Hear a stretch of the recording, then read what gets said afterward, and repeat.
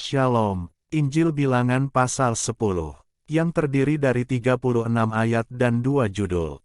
Judul yang pertama yaitu, Semboyan Nafiri, dimulai dari ayat pertama sampai ayat ke-10.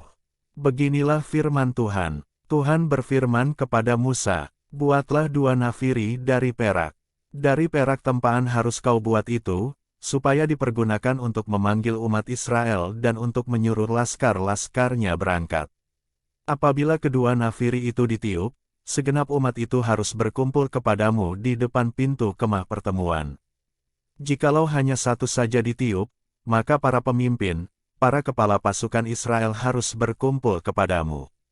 Apabila kamu meniup tanda semboyan, maka haruslah berangkat laskar-laskar yang berkemah di sebelah timur. Apabila kamu meniup tanda semboyan kedua kalinya, maka haruslah berangkat laskar-laskar yang berkemah di sebelah selatan. Jadi tanda semboyan harus ditiup untuk menyuruh mereka berangkat. Tetapi untuk menyuruh jemaah itu berkumpul kamu harus meniup saja tanpa memberi tanda semboyan. Nafiri-nafiri itu harus ditiup oleh anak-anak Imam Harun, itulah yang harus menjadi ketetapan untuk selama-lamanya bagimu turun-temurun.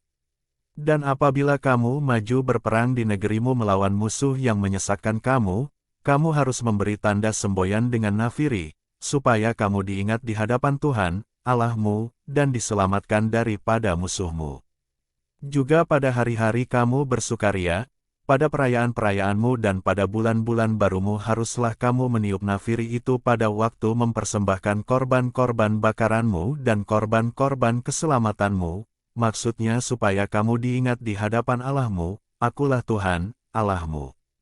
Lanjut pada judul kedua yaitu, Berangkat dari Gunung Sinai, dimulai dari ayat ke-11 sampai ayat ke-36. Beginilah firman Tuhan, pada tahun yang kedua, pada bulan yang kedua, pada tanggal 20 bulan itu, naiklah awan itu dari atas kemah suci, tempat hukum Allah. Lalu berangkatlah orang Israel dari padang gurun Sinai menurut aturan keberangkatan mereka, kemudian diamlah awan itu di padang gurun Paran. Itulah pertama kali mereka berangkat menurut titah Tuhan dengan perantaraan Musa.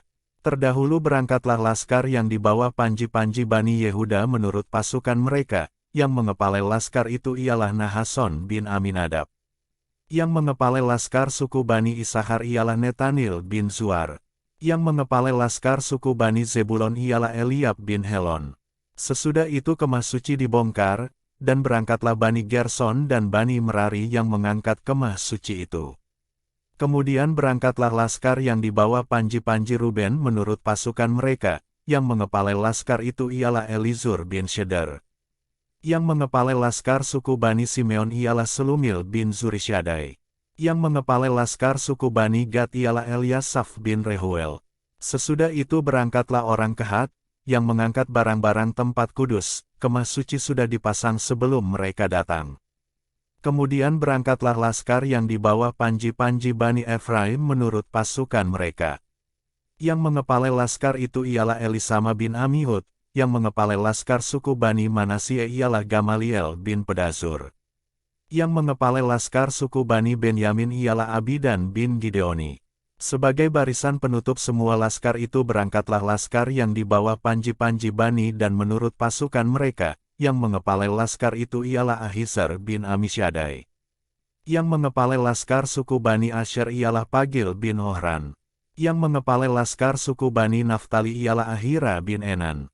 Itulah aturan keberangkatan orang Israel menurut pasukan mereka, ketika mereka berangkat.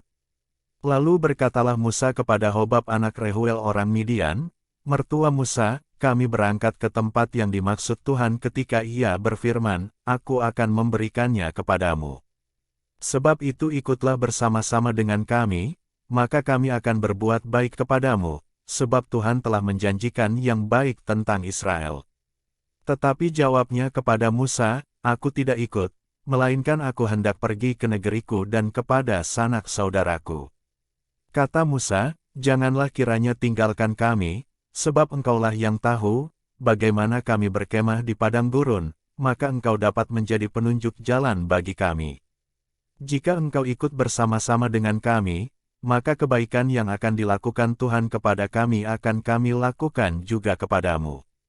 Lalu berangkatlah mereka dari gunung Tuhan dan berjalan 3 hari perjalanan jauhnya, sedang tabut perjanjian Tuhan berangkat di depan mereka dan berjalan 3 hari perjalanan jauhnya untuk mencari tempat perhentian bagi mereka.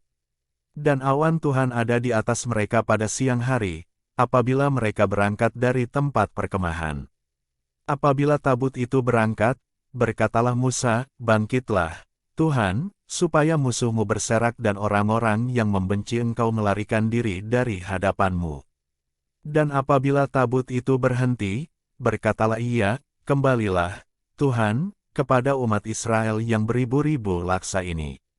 Demikian firman Tuhan dari Injil Bilangan pasal 10, Tuhan Yesus memberkati.